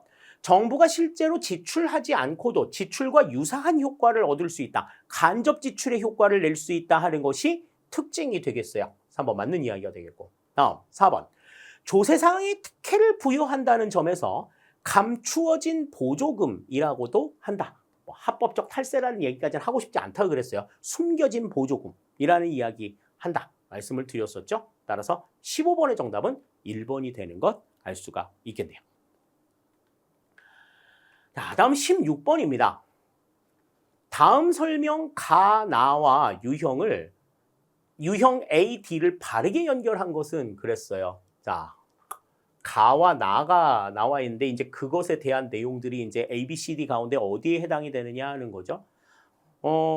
우리가 이제 이 내용들을 볼 때는 어땠어요? 그 각각 로위의 정책 분류를 바탕으로 해가지고 각각의 정책 분류가 어떻게 나타나는가 하는 것들을 좀 생각해야 된다라는 말씀 드렸었는데, 자, 셀리스버리의 내용은 이제 자율 규제 정책을 특징으로 하고 있었죠. 자, 요구 패턴은 통합적이고 결정 체제는 분산적인 정책 유형이다. 그러니까 어떠한 것이 필요하다라고 요구하는 것은 모두에게 전부 다 보편적으로 적용이 되지만 그 보편적으로 적용이 되는 내용들을 이루는 방식은 구성원들마다 다 다르다 하는 것이 이 특징이었잖아요. 그러니까 결정체제는 분산적인 정책 유형에 되는 거니까 지금 여기에서 살펴볼 수 있는 내용은 지금 뭐 재분배 정책이나 자율주기 정책 둘 중에 하나여야 되겠네. 그죠? 그 여기서는 지금 자율 규제 정책에 해당이 되는 내용이라고 볼 수가 있을 것 같습니다. 재분배 정책 같은 경우에는 이제 요구 패턴이 분산적이고 결정 체제가 통합적인 반대 상황을 지금 설명하고 있는 거죠. 다음, 윌스는 비용은 다수에게 분산되고 편익은 소수에게 집중되는 유형이다. 다시 말해서 비용, 규제로 인한 부담은 불특정 다수에게 지우고 그 편익은 특정 계층에게 집중시키는 내용이다. 그러니까 그거는 뭐에 대한 설명이었어요? 이거는 고객 정치에 대한 내용이었잖아요. 그러니까 지금 나와 관련된 얘기는 D에 대한 설명이 된다. 기업가적 정치는 반대죠. 비용은 소수에게 집중시키고 편익은 다수에게 분산시키는 이러한 형태의 정책을 이야기한다. 따라서 가는 A, 나는 D에 해당이 되는 내용이니까 지금 가는 A, 여기 중에서 나는 D에 해당이 되는 2번이 정답이 된다 하는 것 생각을 할 수가 있겠습니다. 이제 16번의 정답은 2번이 되는 것 알 수가 있겠네요. 자, 다음 17번입니다. 공무원의 복무와 윤리에 대한 설명으로 옳지 않은 것은 그랬어요. 자, 공무원의 복무와 윤리, 이거는 뭐 이해충돌방지법이라든지 그 다음에 뭐 국가공무원법이라든지 공직자윤리법이라든지 이러한 내용들을 통해서 우리가 법령으로 굉장히 많이 살펴본 바가 있습니다. 자, 옳지 않은 걸 골라라 그랬는데요. 자, 1번부터 보죠. 공직자의 이해충돌방지법상 모든 공직자는 직무 관련자가 사적 이해 관계자임을 안 경우 안 날로부터 7일 이내에 신고하여야 한다. 그런데 이거는 우리 법령 정리하면서 이해충돌방지법 보면서 다 설명을 드렸어요. 자, 사적 이해 관계자임을 안 날로부터 7일 이내에 신고하는 게 7일이 아니라 14일 이내에 신고를 해야 합니다. 14일 이내에 신고를 하도록 되어 있어요. 그래서 사적 이해 관계자임을 몰랐으면 모르겠는데 알았다고 하면 안 날로부터 14일 이내에 신고를 해야 된다. 이게 이제 특징이죠. 1번 그래서 틀린 내용이 됩니다. 다음 2번. 국가공무원법에는 종교 중립의 의무가 규정되어 있다. 그러니까 대상자들을 대할 때 종교로 인해서 차별이 되는 일은 없어야 한다라고 하는 것이 국가공무원법에 명시가 되어 있지요. 2번 맞는 내용. 다음 3번. 공직자윤리법에는 선물신고와 주식의 매각 또는 신탁에 관한 규정이 포함되어 있다. 공직자윤리법에 나와 있는 그 의무는 5가지가 있다고 말씀을 드렸었죠. 그래서 주식의 매각이나 백지 신탁 해야 되고 선물 같은 거 받았을 때 100불 이상의 선물을 받았을 때는 본인뿐만이 아니라 가족들이 선물을 받은 경우에도 반드시 신고하고 그 선물을 인도해야 된다라고 하는 것. 공직자윤리법에 나와 있는 내용이에요. 다음 4번. 국가공무원법상 수사기관이 공무원을 구속하려면 그 소속기관의 장에게 미리 통보하여야 하나 현행법은 그렇지 아니하다. 현행법이라고 하는 건 뭐야? 범죄 현장에서 잡혔을 경우 이럴 경우에는 미리 통보하지 않고 바로 구속을 할 수 있다 하는 거죠. 따라서 2, 3, 4번은 다 맞는 내용이 되는데 1번이 지금 틀린 내용이 된다. 이렇게 우리 생각할 수 있겠습니다. 자, 다음 18번입니다. 정책 집행 과정에서 맥러린이 제시한 정책 결정자와 정책 집행자 간 상호작용 유형에 해당하지 않는 것은 그랬습니다. 정책 집행 유형을 설명하는데 이제 맥러린의 유형 같은 경우에는 사실 뭐 그렇게 시험에서 다루어졌던 적이 없는 굉장히 좀 지엽적인 부분이에요. 그래서 여러분들이 이 내용들을 보시면서 조금 당황하셨을 가능성이 있는데요. 자, 맥러린은 정책 결정자와 집행자 간의 상호작용 유형을 세 가지로 구분을 합니다. 세 가지. 자, 첫 번째가 1번 상호 적응이에요. 자, 이 상호 적응은 결정자와 집행자가 모두 변하는 거야. 모두 움직이는. 모두 변화를 시도하는 거야. 뭐를 위해서? 원만한 집행을 위해서 결정자는 그 맨 처음에 제시했던 목표라든지 방법이라든지 이런 것들을 좀 유연화시켜주는 역할들을 하고 집행자도 그 상황에 맞춰가지고 어떻게 움직여야 될 것인가에 대한 스스로의 입장들을 결정하는 상황이란 말이지. 그러니까 때로는 이 상호작용은 정책의 어떤 방향도 바뀔 수 있는 그러한 특징들을 가지고 있어요. 자, 다음 2번. 적응적 흡수는 집행자가 결정자 의도에 흡수되는 이 같은 과정입니다. 결정자가 방향이나 뭐 기조를 바꾸거나 그러지는 않아. 그러면 집행자가 그 방향이나 정해져 있는 기조나 방향에 의해서 어떻게 대응을 해야 될 것인가에 대해서만 생각하는 것을 적응적 흡수라고 이야기를 해요. 다음 세 번째가 부집행입니다. 자, 이 부집행이라고 하는 것은 결정자의 결정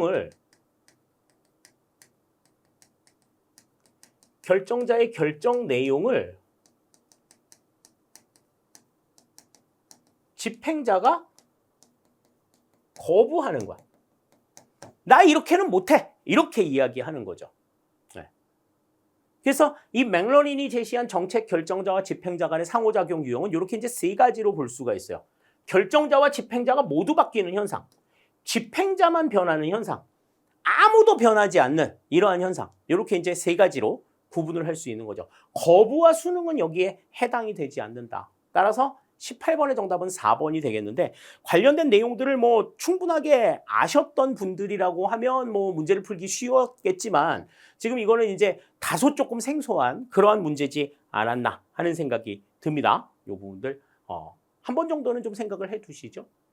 간혹 뭐 문제에서 모든 문제가 전부 다 내가 아는 문제고 그러면 좋겠지만 그렇지 않은 경우들도 나오게 된다. 워낙에 행정학의 범위가 좀 넓기 때문에 어떠한 부분들이 나오느냐 하는 것들을 막 마냥 장담을 하기는 어려운데 그런 점들을 조금 살짝 악용한 문제가 아닌가 그런 생각이 좀 드네요. 자, 18번 살펴봤습니다. 다음 19번입니다.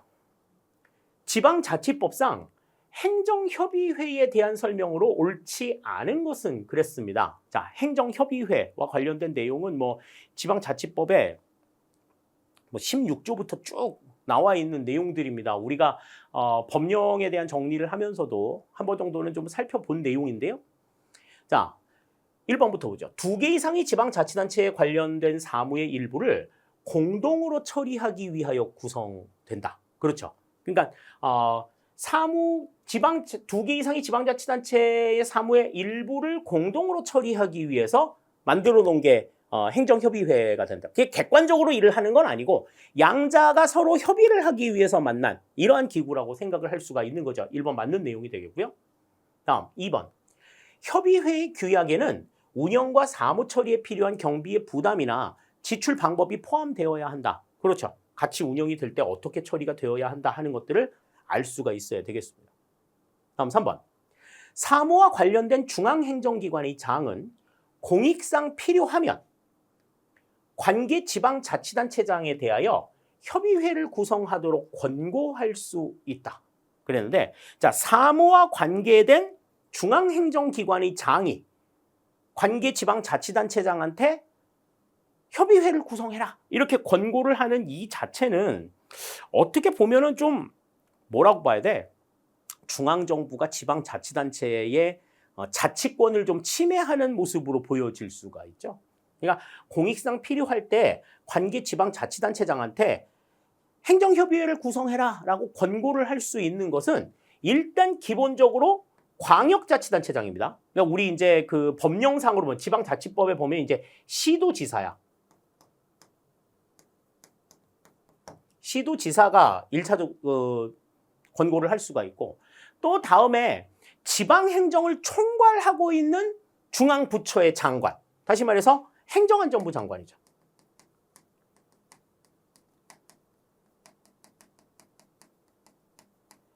행정안전부 장관 또는 시도지사는 공익상 필요하면 관계 지방자치단체장에 대하여 협의회를 구성하도록 권고할 수 있다. 이렇게 이제 이야기를 하고 있는 거예요. 따라서 3번은 지금 틀린 내용이 되겠습니다. 다음 4번. 협의회에서 합의가 이루어지지 아니한 사항에 대하여 관계 지방자치단체의 장이 조정을 요청하면 시도 간의 협의 사항에 대해서는 행정안전부 장관이 조정할 수 있다. 조정안을 낼 수가 있다는 거죠. 그죠? 이것도 이제 만약에 조정안을 거부하면 어쩔 수가 없는 상황들이다. 이렇게 이제 우리 볼 수가 있겠습니다. 따라서 4번 맞는 이야기가 되겠어요. 그러니까 관계지방자치단체장이 이거 해결해 주세요라고 하면 상급 자치단체나 행정안전부에서는 조정을 실시해야 한다 하는 거지. 애들끼리 서로 말다툼하고 옥신각신하다가 야 선생님한테 물어보자. 그러면 선생님한테 가는 것처럼 4번 맞는 얘기가 됩니다. 따라서 19번에서는 지금 3번이 틀린 내용이 되겠어요. 그죠? 그래서 협의회 구성 권고는 행정안전부 장관 또는 시도지사의 몫이다. 이렇게 생각하시면 되겠습니다. 자, 다음 20번입니다. 요것도 이제 우리가 좀 낯설죠? 자, 데이터 간 융합과 활용 촉진의 제도적 기반 마련을 위해서 2020년 개정된 데이터 3법에 속하지 않는 것은 그랬습니다. 뭐 데이터와 관련된 법들 뭐 여러 가지가 데이터와 관련된 법들이 지금 나와 있는데 우리가 이제 정보와 관련해 가지고 이야기했었던 여러 가지 법이 무슨 뭐 지능정보화 기본법이 있었고 그다음에 개인정보보호법이 있었고 전자정보법이 있었고 뭐 이렇게 있었잖아요. 자, 그런데 그 데이터 3법에 해당이 되는 내용은 일단 개인정보보호법이 있습니다. 개인정보를 어떻게 보호해야 될 것인가. 이건 우리가 법령 특강에서도 봤었던 내용이에요. 다음 2번. 신용정보의 이용 및 보호에 관한 법률. 개인의 신용정보와 관련되어 있는 법률도 데이터 3법에 속해져 있습니다. 다음. 데이터 산업 진흥 및 이용 촉진에 관한 기본법 그랬는데 지금 뭐 개인정보보호법이라든지 지능정보화 기본법이라든지 그다음에 전자정보법이라든지 이런 것들은 전부 다 공공 분야의 공공 데이터를 어떻게 활용할 거냐에 대한 이야기예요. 자, 그런데 데이터 산업 진흥 및 이용 촉진에 관한 기본법은 민간 데이터의 운용과 관련된 민간 데이터를 대상으로 하고 있습니다. 민간 데이터의 어떤 경제적, 사회적 가치를 보호하자. 이것과 관련되어 있는 내용이에요. 그러니까 데이터 간 융합과 활용과 관련된 내용들은 전체적으로 공공 데이터를 얘기를 하고 있는데 지금 여기에서는 대상이 민간 데이터에 해당이 되는 내용이기 때문에 3번은 맞는 내용이 아니라고 볼 수가 있고 다음 4번. 정보통신망 이용 촉진 및 정보 보호 등에 관한 법률 역시도 공공 데이터와 관련된 내용들이다. 이렇게 생각하시면 되겠습니다. 따라서 1번, 2번, 4번이 지금 데이터 3법에 해당이 되는 내용이고 3번은 지금 해당이 되지 않는다. 3번이 여기서는 정답이 되는 것 아실 수가 있겠어요. 그래서 이 데이터 산업 진흥 및 이용 촉진에 관한 기본법은 2022년에 제정이 됩니다. 2020년 개정이 됐다고 하면 2020년 이전에도 있었던 내용인데 이 법은 거기에 해당이 되지 않는다 하는 것 알아두시면 좋겠어요. 20번의 정답은 3번이 되겠습니다. 다음 21번입니다. 정책평가의 유형에 대한 설명으로 옳지 않은 것은 그랬어요. 상대적으로 이제 좀 쉬운 문제가 지금 나와 있습니다. 자, 1번부터 볼게요. 모니터링은 집행의 능률성과 효과성을 확보하기 위한 목적으로 수행된다. 그랬는데 이 모니터링 같은 경우에는 뭐야? 꾸준하게 지켜보는 거죠. 지금 우리가 정해진 대로 잘 수행을 하고 있는가? 요거를 보는 거란 말이지. 1번 맞는 이야기가 되겠습니다. 다음 2번. 형성평가는 정책 집행 도중에 프로그램의 개선을 위해 실시된다. 그런데 형성평가라고 하는 건 우리가 말씀드렸었죠. 이건 과정평가라고 말씀을 드렸지. 그렇기 때문에 이거는 정책 집행 도중에 이루어지는, 정책 집행 중에 이루어지는 평가다 말씀을 드렸어요. 2번 맞는 내용. 다음, 총괄평가는 우리가 영향평가라고도 이야기하는, 총괄평가는 정책 집행 후에 정책이 미친 영향을 판단하는 활동이다. 그렇죠? 2번, 3번 이건 굉장히 중요하다고 말씀을 드렸습니다. 다음, 환경영향평가와 교통영향평가는 정책 집행 이후에 실시되며 효과성 평가의 대표적인 예이다. 그랬는데 정책 집행 이후에 실시되는 평가는 효과성 평가의 대표적인 예가 맞죠. 사후 평가가 이제 그렇다 말씀을 드렸는데 환경 영향 평가나 교통 영향 평가는 해당 정책이 환경에 미치는 영향과 교통에 미칠 영향을 미리 측정하는 평가죠. 그러니까 환경 영향 평가나 교통 영향 평가는 정책 집행 이전에 실시가 되는 사전 평가다. 이렇게 우리가 생각하시면 되겠습니다. 따라서 21번에서는 여기서는 4번이 지금 틀린 내용이 되는 것 생각을 할 수가 있겠어요. 그냥 각각의 정책 집행의 유형, 뭐 여러 가지 유형들이 있었는데 그 유형들 가운데서 사전 평가와 사후 평가가 무엇을 어떻게 구분이 되는가? 정책 집행을 기준으로 해서 이전과 이후로 구분이 된다 하는 것 잘 생각해 두셔야 되겠습니다. 다음 22번입니다. 국가재정법상 국가재정운용계획의 수립에 대한 설명으로 옳지 않은 것은 그랬습니다. 자, 국가재정운용계획이라고 하는 것은 이제 5회계년도 이상의 국가재정운용과 관련된 기본 계획을 매년 수립하는 이러한 특징을 가지고 있지요. 그죠? 그래서 5회계년도 이상의 계획을 매년 수립한다 하는 것을 말씀드리는 내용이다라고 설명을 드렸었는데 그와 관련된 내용으로 옳지 않은 걸 고르래요. 1번부터 보겠습니다. 정부는 재정운용의 효율화와 건전화를 위해 매년 국가재정운용계획을 수립하여 국회에 제출해야 한다. 그러니까 이 각 부처가 중기 재정계획을 수립하면 그걸 전부 다 모아가지고 국가재정운용계획을 수립한다. 이렇게 말씀을 드렸었죠. 1번 맞는 내용이 되겠습니다. 다음 2번. 국가재정운용계획에는 재정운용의 기본 방향과 목표, 중기 재정 전망 및 근거, 분야별 재원 배분 계획 등이 포함되어야 한다. 그렇습니다. 네. 2번도 맞는 얘기. 다음 3번. 각 중앙관서의 장은 재정 지출을 수반하는 중장기 계획을 수립하는 때에는 미리 기획재정부 장관과 협의하여야 한다. 자, 기획재정부 장관이라는 명칭 이제는 뭐 볼 날이 얼마 남지 않았죠. 그죠? 자, 근데 중앙관서의 장은 재정지출을 수반하는 중장기 계획을 수립하는 때에는 미리 기재부 장관과 협의를 해야 된다. 맞습니다. 네. 이제 이게 바뀌면 이제 어떻게 돼야 돼? 이제 재정지출과 관련되어 있는 내용이니까 이건 재정경제부 장관과 협의하여야 한다. 이렇게 봐야지 맞는 이야기가 되는 거죠. 자, 다음 4번. 1, 2, 3번 다 맞으니까 지금 4번이 틀린 내용인데 지방자치단체의 장은 국가의 재정 지원에 따라 수행되는 사업의 계획을 수립하는 때에는 미리 기획재정부 장관과 협의해야 한다. 하여야 한다. 그랬는데 국가의 재정 지원에 따라 수행이 되는 사업의 계획 이것들을 이루기 위해서는 기획재정부 장관이 아니라 이 국가의 재정되는 사업과 연관이 되어 있는 관계 중앙행정기관의 장.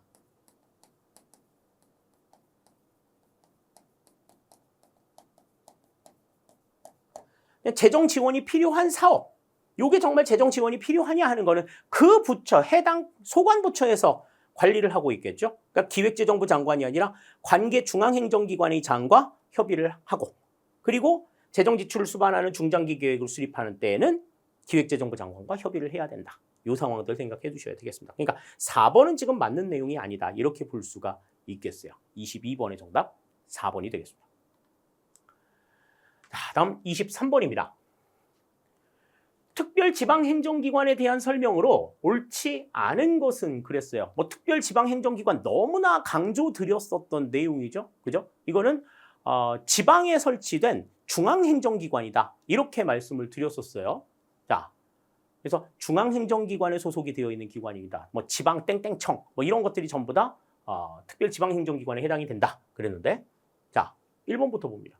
중앙행정기관에 소속되어 당해 관할구역 내에서 시행되는 소속 중앙행정기관의 권한에 속하는 행정사무를 관장하는 국가의 지방행정기관이 해당된다. 그렇죠? 1번 맞는 내용이 됩니다. 다음 2번. 전국적 통일성이나 고도의 전문성보다는 주민의 자치사무를 촉진하기 위한 목적이 강하다. 주민의 자치사무를 촉진하기 위한 목적으로 이루어져 있는 것은 그냥 보통 지방행정기관이죠. 우리 그냥 흔히 얘기하는 지방자치단체야.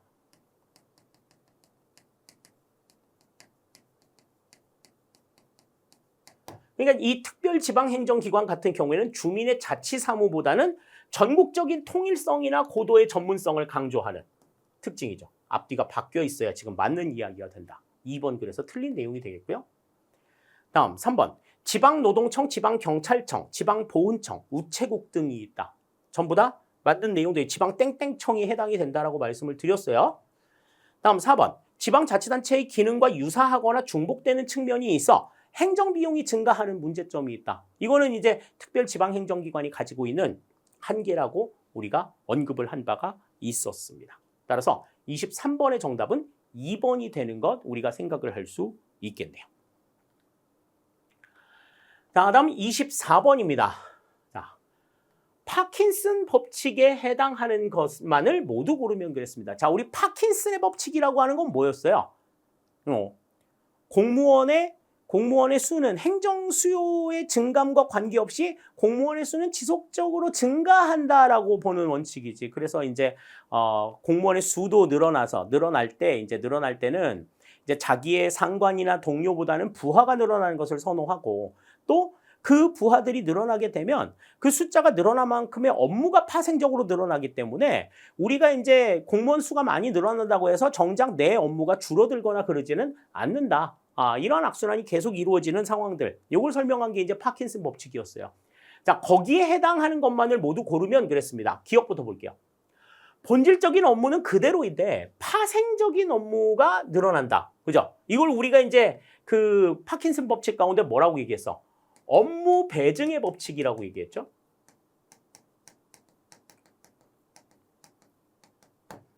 다음, 니은.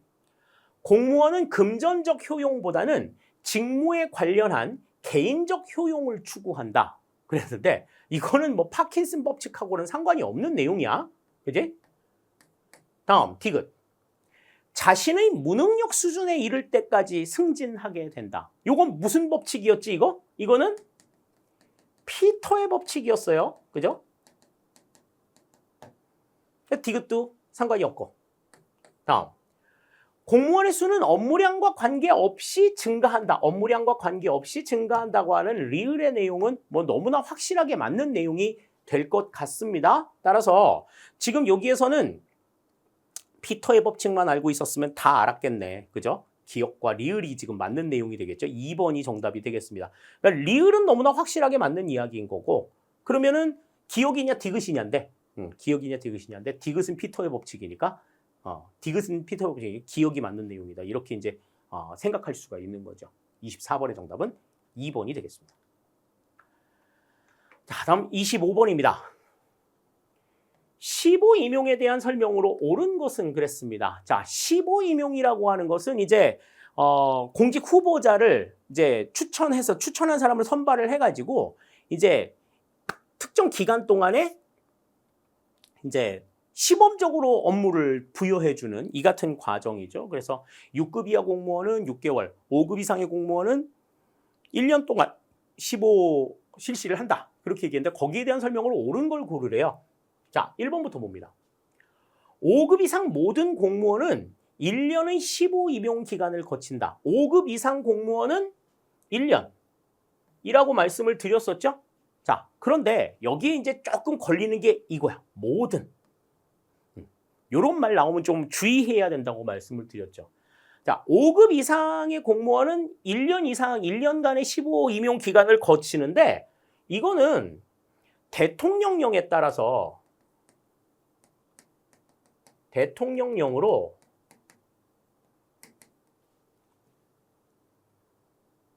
단축이나 면제가 가능합니다.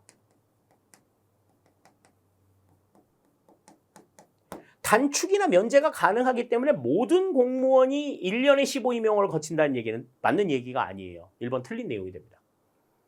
다음, 15임용 기간 중에 있는 공무원은 훈련을 받는 기간 동안 봉급이 지급되지 않는다. 그러는데 자, 훈련받는 기간이라고 봉급이 지급이 되지 않을까? 지급됩니다. 지급돼요. 보통 해당 직급에 해당 등급에 1호봉에 해당이 되는 봉급이 지급이 됩니다. 전 100% 다 지급이 되는 건 아니라는 거지. 자, 2번도 틀린 내용이에요. 다음 3번. 임용권자는 15임용 기간 중에 공무원으로서 품위를 크게 손상하는 행위를 함으로써 공무원으로서의 자질이 부족하다고 판단되는 경우 15공무원을 면직시킬 수 있다. 그러니까 품위를 크게 손상하는 행위를 했다. 해가지고 공무원으로서의 자질이 부족하다고 하면 면직을 시킬 수가 있다. 맞는 이야기예요.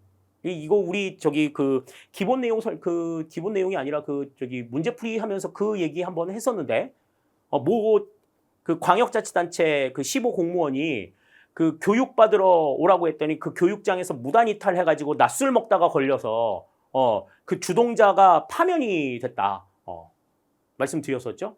그러니까 공무원의 품위를 손상시킨 행위라고 임용권자가 판단을 했기 때문이다. 그렇죠. 맞는 얘기입니다. 다음 4번. 6급 이하 임기제 공무원의 15임용 기간은 6개월이다. 그런데 6급 이하라는 말에 꽂혀 있으면 안 돼. 여기에서 방점을 봐야 되는 건 임기제 공무원이에요. 임기제 공무원은 15 대상이 아닙니다. 임기제 공무원이 15임용이 없어요.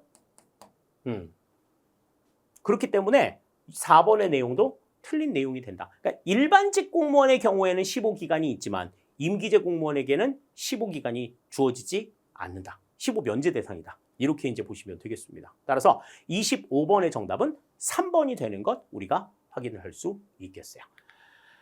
자, 이렇게 해서 이제 우리 전체적으로 2025년도 국가공무원 7급 시험의 출제 문제들 또 영역별로 분석들도 해봤고 또 문제의 난이도들도 좀 살펴봤는데 전체적으로 아까도 말씀을 드렸지만 우리가 학습했던 내용의 기본적인 사항만 알고 있다고 하면 그 선택 지문들을 읽어가면서 답을 찾아낼 수 있는 그러한 형태의 문제다. 이렇게 이제 볼 수가 있어요. 그렇기 때문에 암기를 바탕으로 해가지고 모른다고 해서 무조건 외우는 식의 공부는 절대로 도움이 되지 않는다 하는 것을 이번 시험에서도 여실히 보여준 내용들이 되겠고 또 암기를 하게 되면 그것이 그 사람의 지식의 전부가 되어버리는 이상 걸려 넘어지는 일들도 굉장히 많이 발생한다. 요 점들을 좀 생각하시면서 앞으로의 내용들을 좀 준비해 주시기를 바랄게요. 시험 문제는 계속해서 진화할 것이고 그리고 우리가 알고 있는 상황들을 얼마만큼 우리가 스스로 응용할 수 있느냐 하는 부분들을 특히 7급 시험 문제에서는 다루고 있기 때문에 그런 점들을 생각하시면서 학습을 할 때에는 암기보다는 이해 중심의 학습을 해주시라 하는 것 다시 한번 당부를 드리겠습니다. 자, 이상으로 이제 2025년도 7급 국가공무원 2차 채용시험 출제 문제 해설 모두 마무리를 짓도록 하겠습니다. 여러분들 많은 도움이 되셨기를 바라겠고 또 이 내용들을 통해서 행정학에 조금 더 가까워지는 계기가 될 수 있기를 당부 바라는 마음 가지고 모든 해설 마치도록 하겠습니다. 수고하셨습니다.